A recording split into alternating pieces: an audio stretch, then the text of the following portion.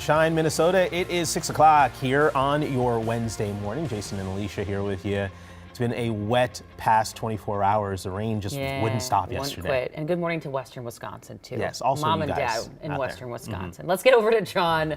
How's it shaping up on this hump day? Yeah, looking good. I mean, we'll take a little break in the rain. It even rained in some parts of the area overnight. 52 degrees, cloudy. I think we're done. At least the rain showers will take a break, pick them back up tonight. 51 in Crystal, 52 in Lakeville, 50 in St. Cloud. There is cold air showing up here. Moorhead, 39. There's also a snowstorm not that far away. We'll talk about that too. And when I expect cold air to show up here, enjoy. Let's just say this. Enjoy days like today. Yes, it's cloudy, but it's still mild. 57 degrees. You can get your walk in today. I know a lot of people couldn't get outside. It's been so wet. Today we'll take a break. We'll track the rain tonight and the winter-like weather coming in your forecast. Gonna have to break out the winter gear. Yikes. John, thank you. We'll check back soon. Let's give you a look at the roads on your Wednesday. It's been quiet, which is nice. No crashes out there. Here's a live look over in the West Metro, Highway 12 at County Road 15, where traffic is buzzing along this morning.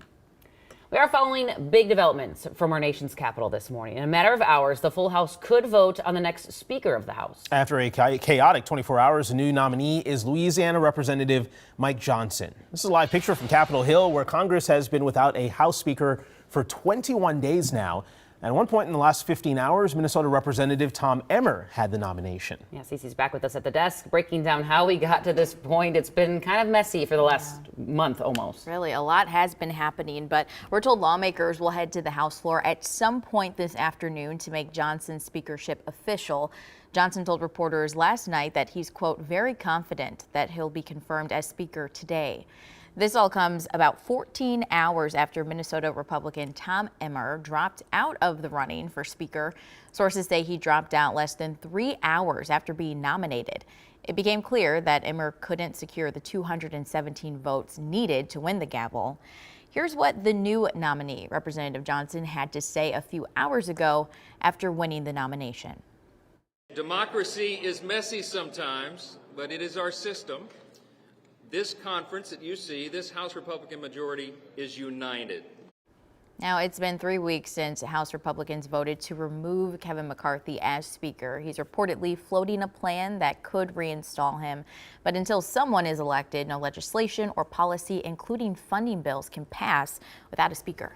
Yeah. So. Lots of smiles there behind Johnson. You hope that they can finally seal the deal here for the good of the country. It's like the boy who cried wolf, though. They're like, we got to figure it out. And then they're like, gotcha. Just kidding. We will see. Right. Cece, thank you very much. Now, Representative Tom Emmer has been reelected 4 times, though, in Minnesota's 6 congressional districts. Some voters say they're disappointed that Emmer was not able to gain support for the Speaker's role. There's never been a Speaker of the House from the state of Minnesota, and it's looking like there's not going to be one now. I'm very disappointed, even though I'm a Republican, that they don't seem to be more focused on accomplishing things. Johnson is now the 4th nominee put forward by the Republicans. And of course, we're going to be following the updates all morning and all day from the Capitol on the House speakership race. In the next half hour, we have team coverage on what's next for that vote. We have new information coming in from Gaza right now as fighting intensifies between Israel and Hamas. The UN Security Secretary General is now calling for an immediate ceasefire, something the U.S. has yet to do. Instead, they're asking Israel to pause its attacks on the Gaza Strip. These humanitarian pauses would help get civilians out of harm's way and allow aid to be delivered to those in need. U.S. officials are also advising a delay in Israel's planned ground invasion of Gaza to allow for more time for hostage negotiations. After the release of 2 more hostages this week, those who have lost loved ones and still have relatives unaccounted for are holding out hope. We have a lot of faith and trust in that there's things happening in the background, and the military is doing what they can to get information on their whereabouts.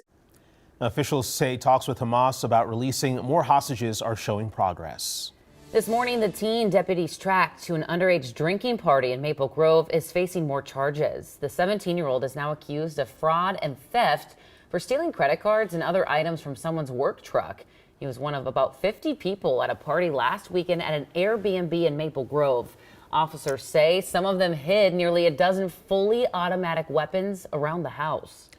This morning, it's been almost 6 months since an up-and-coming Minneapolis musician was shot and killed at his home in Northeast. And tonight, friends and family are doing what they can to keep his name out there. And Dave Velkovich, known on stage as Dave Velk, was known in the local music scene as a rapper and songwriter. The 32-year-old was shot and killed in the beginning of May. Now, before his death, Dave and a couple of his friends created and co-hosted a monthly show featuring local comics and musicians. Tonight, some of those artists will be performing in Dave's memory at an event put on by Dave's friends and family. As family and friends, in situations like this, we're usually, there's a powerless situation. It's a powerless feeling. But getting together with everybody, meeting friends of Dave's that I didn't know before from other areas of his life, I don't think we'll fail with this because everybody's very invested. Now, the event for Dave will be at Spring Street Tavern in Northeast Minneapolis at 8 p.m. It costs $15 and all proceeds will go directly to seeking justice for Dave and keeping his legacy alive. Turning now to an update on the massive garbage burning facility in downtown Minneapolis. A plan to close it is moving forward, but there's still some debate over when that should happen. I'm Gordon Severson. The Hennepin County Board has decided to shut down a massive garbage burning facility in downtown Minneapolis. The Hennepin Energy Recovery Center, also known as the HERC, will be shut down sometime between the years of 2028 and 2040. Activists, politicians, and climate leaders say the facility produces a lot of air pollution. The problem, however, is finding a replacement that can handle the 365,000 tons of garbage that is burned at the HERC every year and replacing the energy that it produces, which county officials say is enough to power 25,000 homes and half the buildings in downtown Minneapolis. Right now, a strike in Canada is causing problems for ships trying to get to the Atlantic Ocean from Duluth. Hundreds of workers who control locks and canals along the seaway walked off the job on Sunday, and ships won't be able to go through until the strike is resolved. Last year, 36 million tons of cargo went through the seaway, mostly grain and raw materials.